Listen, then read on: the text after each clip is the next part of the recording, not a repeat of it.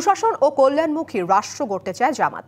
সরকার গঠন করলে জামাত কোনো দুর্নীতি সহ্য করবে না বলে জানিয়েছে দলটির আমির ডাক্তার শফিকুর রহমান।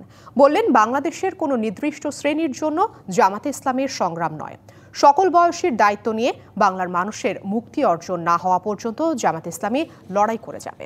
এ বিষয়ে আরো বিস্তারিত জানাতে অনলাইনে আমাদের সাথে যুক্ত হয়েছেন ঢাকা বিশ্ববিদ্যালয়ের রাষ্ট্রবিজ্ঞান বিভাগের অধ্যাপক ডক্টর সাব্বির আহমেদ।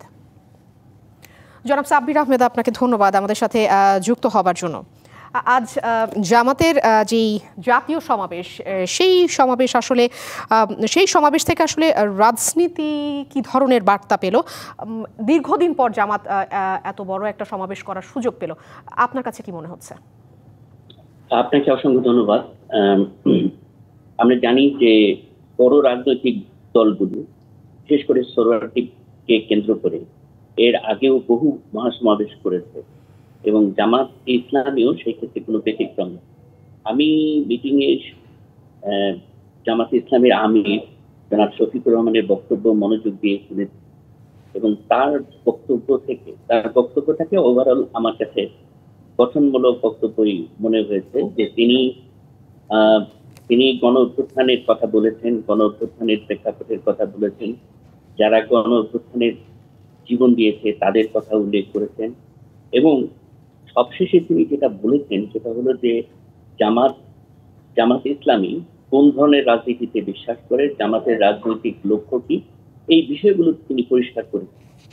এই আলোচনায় আমি একটা জিনিস খেয়াল করলাম যে জামাত তারা একটা কল্যাণমূলক রাষ্ট্র চায় এবং তারা সুশাসন প্রতিষ্ঠা করতে চায় এবং সেই সুশাসন প্রতিষ্ঠা করতে গিয়ে তারা আসলে দুর্নীতিকেই মনে করছে যে এটাই দুর্নীতি একমাত্র প্রধান প্রতিবন্ধক এবং এই দুর্নীতি প্রতিরোধের জন্য তারা যে বিষয়টির উপরে বেশি গুরুত্ব দেয় সেটা হচ্ছে সৎ লোকের শাসন, অর্থাৎ তারা হিউম্যান ফ্যাক্টরের উপরে বেশি গুরুত্ব দেয়। এই গুরুত্বকে কোনোভাবেই অস্বীকার করা যায় না। But at the same time এটাও ঠিক যে দুর্নীতির একটা সিস্টেমিক জায়গাও আছে, সিস্টেমের কিছু দুর্বলতার কারণেও দুর্নীতি হয়। আমার ধারণা জামাত সেগুলো নিয়েও ভাববেন এবং এটার পাশাপাশি তারা আরো যে বিষয়টি আমার কাছে ভালো লেগেছে যে আমি ডক্টর শফিকুর রহমানের বক্তব্যে যে জায়গাটি আমার কাছে খুব আকর্ষণীয় মনে হয়েছে যে তিনি বলছেন যে আমি আজকে যে কথা বলার জন্য এসেছি, আমি কোনো বিশেষ শ্রেণীর প্রতিনিধি হিসেবে আসি নাই, সকল শ্রেণীর মানুষের কথা বলতে, সকল শ্রেণীর মুক্তির কথা বলতে তিনি এসেছেন। তিনি কোনো অভিজাত শ্রেণীর প্রতিনিধি হিসেবে এখানে আসেন। সর্বোপরি তিনি বলেছেন যে কৃষকের কথা বলতে এসেছেন, এমনকি রাস্তায় একজন পরিচ্ছন্নতা কর্মী কথাটাও তিনি বলতে।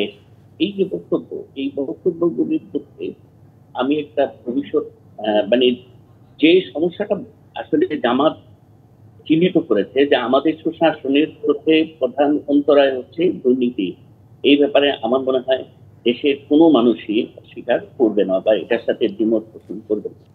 আমার মনে হয় যে জামাতের এই মহাসমাবেশ এমন সময়ে হলো যখন দেশ একটা নির্বাচনের জন্য অপেক্ষা করছে এবং আমরা যতটুকু জানি যে প্রায় সবগুলো রাজনৈতিক দলই একটা নির্বাচন মুখী প্রস্তুতি নিয়েই তারা তাদের যাত্রা শুরু করছে, তারা তাদের কর্মসূচিগুলো পালন করছে।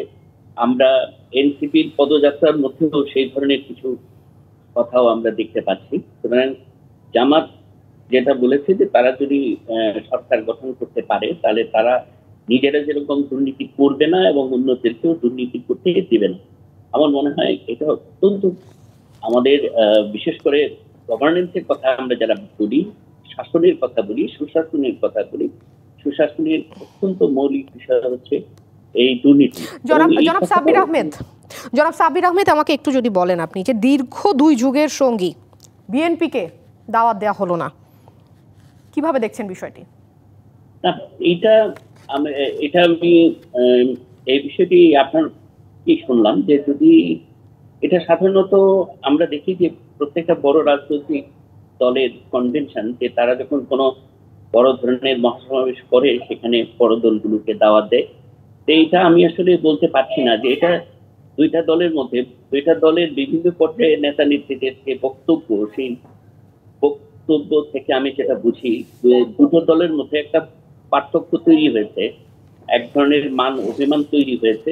সম্ভবত সেটার রিফ্লেকশন এই পর্যায়ে এসছে যে জামাত তার যে মহাসমাবেশ করলো সেই সমাবেশে সে বিএনপিকে দাওয়াত দিল না।